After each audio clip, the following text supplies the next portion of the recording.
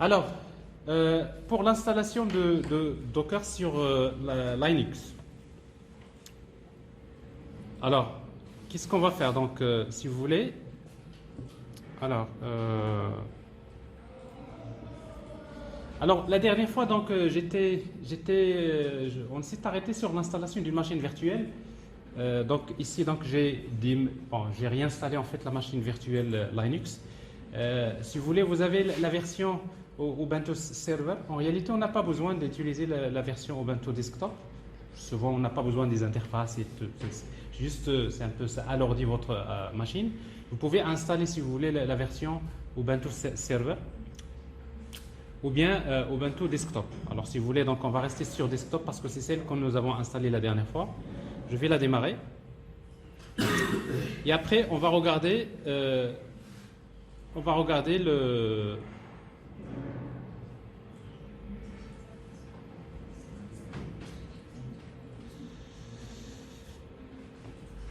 la documentation de Docker, doc.docker.com.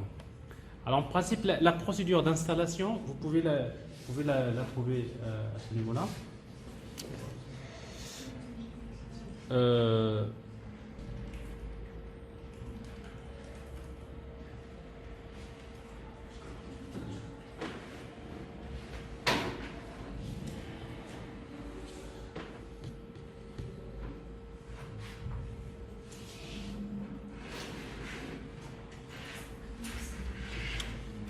Voilà, alors en fait, si vous voulez, vous allez juste choisir le système d'exploitation que vous allez utiliser. Alors ici, donc, je vais utiliser le système Ubuntu. Et après, vous avez, donc comme je suis dans Ubuntu, donc vous avez déjà, il faut vérifier les exigences, les prérequis pour installer. Alors là, par exemple, pour la version Ubuntu, donc il vous demande d'avoir minimum les versions, les versions soit 19.04, 18.10, la version 18.04, la version 16.04. Alors ça, c'est les versions, les distributions, si vous voulez, Ubuntu qui supporte, c'est-à-dire cette version de Docker, parce que ça, on va installer, si vous voulez, la dernière version de Docker Engine. Alors voilà ce que je vais faire. Donc je vais d'abord vérifier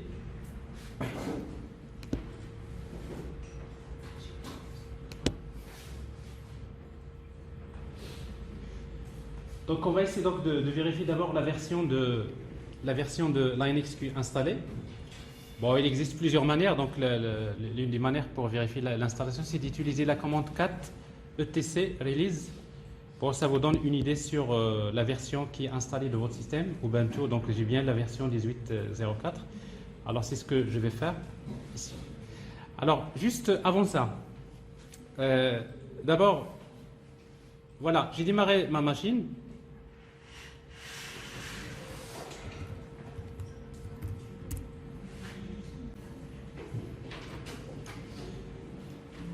Donc j'ai la machine démarrée. Alors, je vais utiliser le terminal.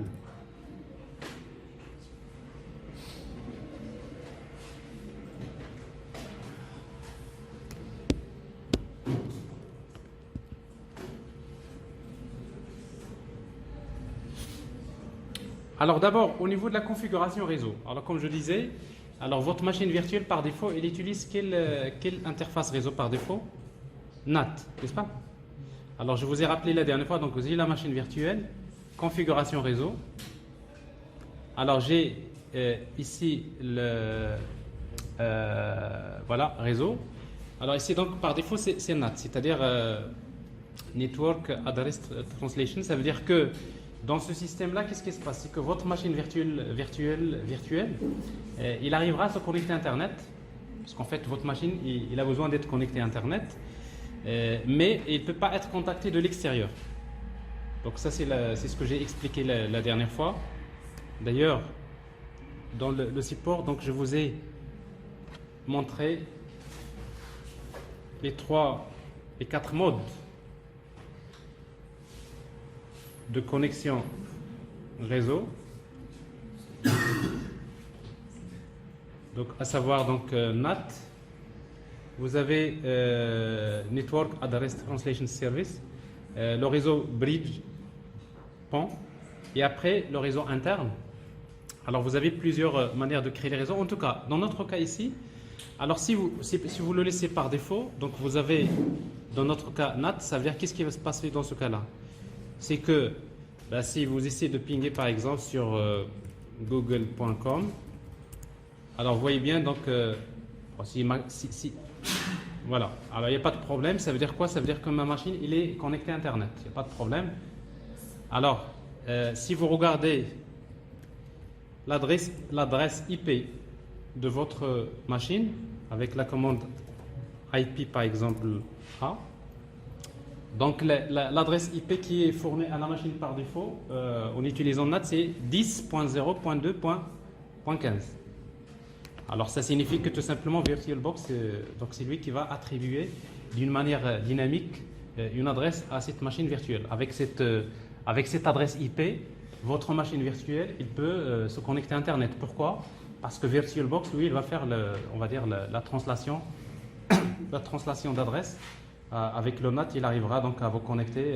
Tous les paquets que vous envoyez, il va faire une translation d'adresse de façon à ce qu'il puisse utiliser la carte Ethernet physique de votre machine pour se connecter à Internet. Donc ça, il n'y a pas de problème. Il n'y a aucune configuration que vous avez besoin de faire pour faire ça. Mais avec ça, vous pouvez commencer à installer vos choses, vous travaillez. Mais quand on va démarrer des applications, pour pouvoir les tester en dehors de la machine virtuelle, donc là, il y a un problème. Ça, on ne peut pas l'utiliser. Alors, c'est pour cela que la dernière fois, je vous ai proposé quoi d'utiliser? Alors, je vais arrêter la machine. Donc, shutdown.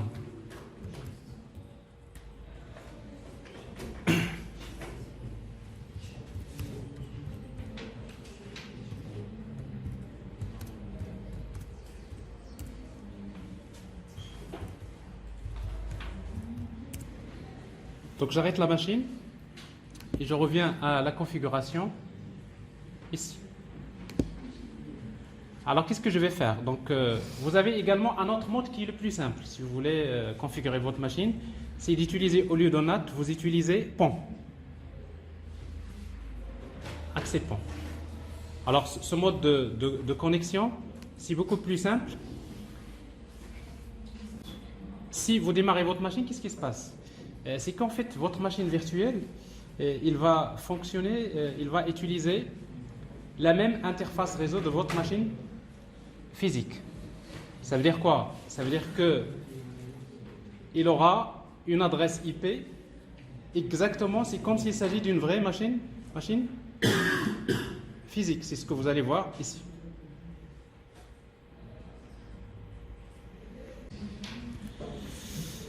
Ok. Ça marche.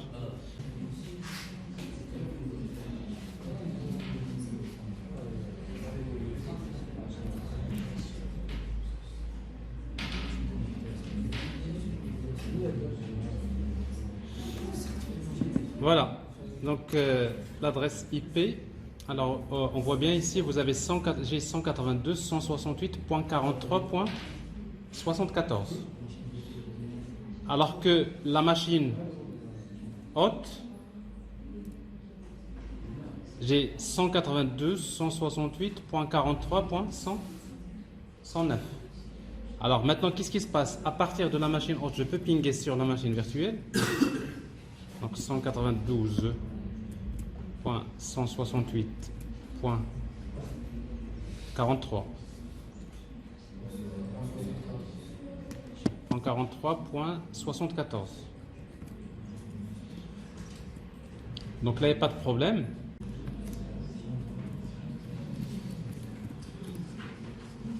Bon, il est connecté à Internet, il n'y a pas de problème.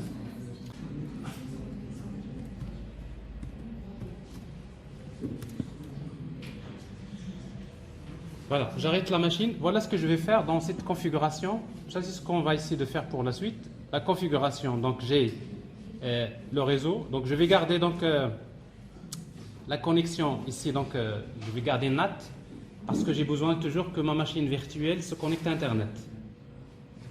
Je la laisse. Mais je peux ajouter d'autres interfaces. Ici, donc, je vais ajouter une deuxième interface. Et quelle interface que je vais ajouter? Donc, je vais utiliser réseau privé hôte. Ça veut dire quoi? Vous allez créer un réseau privé entre les machines virtuelles, mais ce réseau privé, il est connecté à la machine hôte. Alors, dans ce cas-là, si vous êtes connecté à un réseau privé, ben, il va falloir spécifier l'adaptateur que vous allez utiliser. Alors ici, donc, avec VirtualBox, on peut créer d'autres cartes, soi-disant réseau, d'autres adaptateurs. Si vous voulez créer d'autres adaptateurs, on peut juste venir vers Outils. Et là, dans Outils, vous avez la partie réseau, ici. Et vous pouvez voir déjà des adaptateurs qui sont créés. On peut en créer un autre. Par exemple, créer un adaptateur.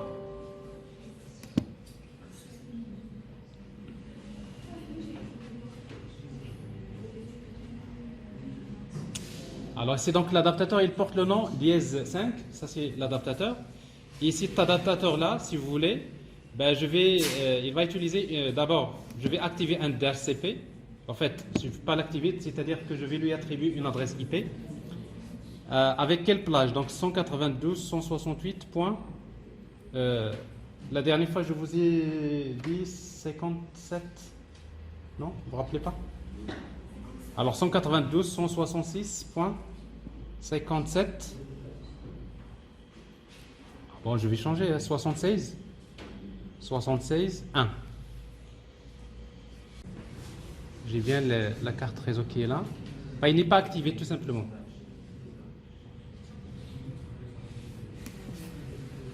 En fait, tout à l'heure, on a créé donc cet adaptateur, mais il n'est pas activé. Non, là, on ne l'avait pas activé. Donc, ce qui fait, pour notre machine virtuelle, j'ai bien la première interface.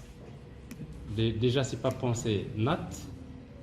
La deuxième interface, c'est voilà, réseau privé 5. En principe, il n'y a pas de surprise, ça devrait marcher.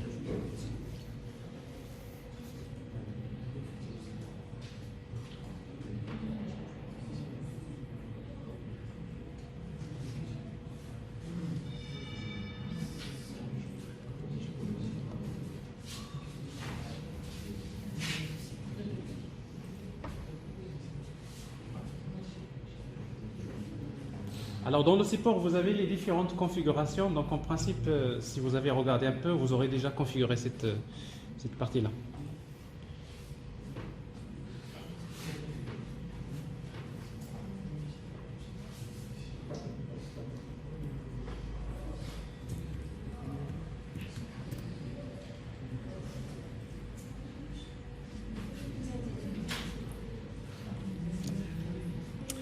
Et vous pouvez le remarquer déjà ici, est-ce que j'ai vraiment besoin pour le moment d'utiliser, est-ce que j'ai besoin d'utiliser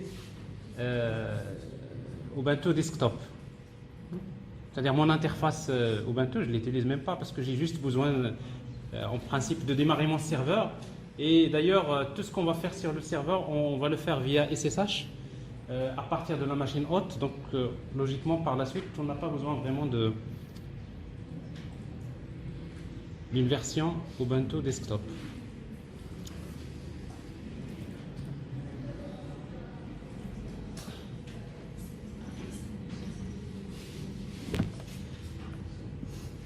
Voilà.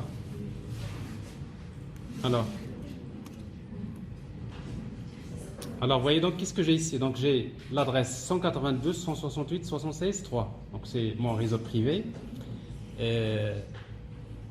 J'arrive à me connecter à Internet.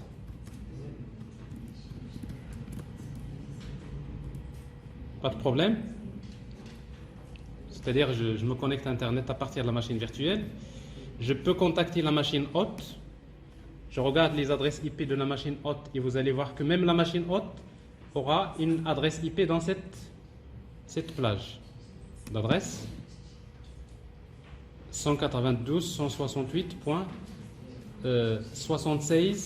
Vous voyez donc c'est quelle carte réseau? C'est la carte VirtualBox numéro 5. Donc ça veut dire que si pour pinguer vers C'est-à-dire qu'à partir de la machine hôte, je peux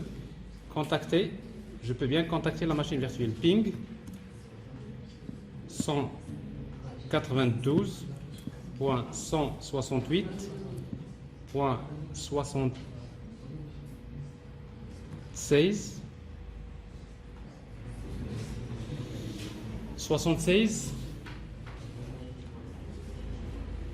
3.3. Alors là, il n'y a pas de problème, donc je contacte la machine virtuelle. À partir de la machine virtuelle, je peux contacter la machine hôte. Donc ping 192.168.76.1. Là, il n'y a pas de problème. En principe, c'est toujours le problème du firewall. Il faut le désactiver. Ben, et après, vous pouvez tester vous-même le contact entre les différentes machines virtuelles. Parce qu'à un moment donné, on va créer plusieurs machines virtuelles. En principe, cette configuration-là, donc ça peut nous convenir. C'est bon? Alors ça, c'est la configuration réseau. Alors maintenant, on passe à la suite. Tout ça, c'est juste un petit rappel.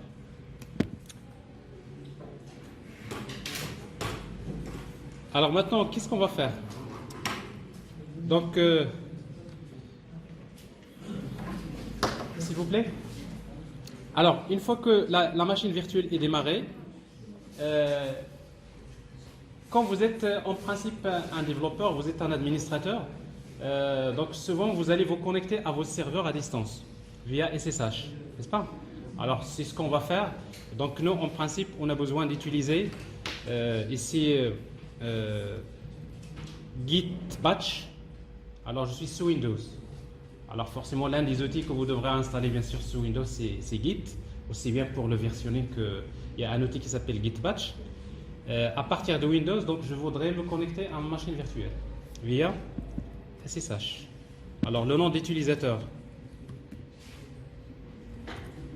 et l'adresse IP 192.168.76.3. Alors ici, ça ne va pas marcher. Pourquoi? Parce qu'il se trouve que en fait, la version Ubuntu Desktop n'installe pas par défaut OpenSSH. C'est-à-dire le serveur SSH, il n'est pas installé. Mais si vous avez installé la version serveur, vous trouverez que OpenSSH, il est déjà installé au niveau du serveur. Ça veut dire que cette machine-là que j'ai ici, cette machine virtuelle, il va falloir installer donc OpenSSH. Alors c'est ce que je vais faire. Bon, c'est sudo get-server.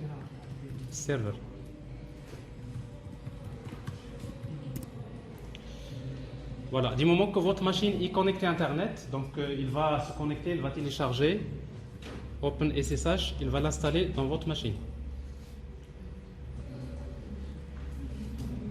Alors ça, vous en aurez besoin. Pourquoi?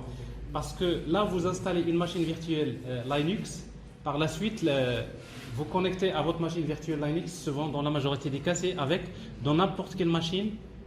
Avec SSH, vous pouvez donc administrer votre machine sans problème.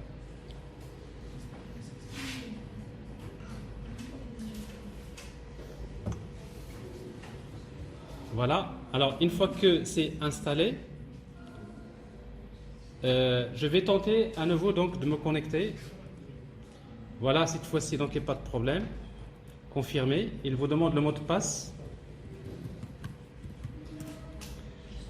Et à partir de là, voilà, donc j'ai tout. Bon, je suis dans ma machine Windows avec OpenSSH. Ma machine virtuelle, il est quelque part. Donc vous connaissez juste l'adresse IP, le nom de l'utilisateur et le mot de passe.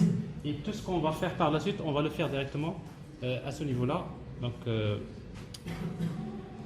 alors pourquoi je vous dis ça? Parce qu'à un moment donné, on a l'optique d'installer ici à l'INSET un serveur dans lequel on va installer des machines virtuelles. Et vous, si jamais vous n'avez pas les choses qu'il faut, ben vous utilisez juste SSH pour vous connecter à votre machine virtuelle. Et dans ce cas-là, vous pouvez installer, faire votre TP, faites ce que vous voulez dans votre machine. Docker. Alors juste, bon, ça c'est ce qu'on va faire après la pause. Donc après la pause, donc ça serait l'occasion pour ceux qui ont encore des petits problèmes. Tout ça, ça doit être réglé. Et quand on va commencer à installer donc Docker, vous pouvez le faire au fur et à mesure comme moi. Donc vous devrez avoir, non, normalement vous ne devrez pas avoir de problème.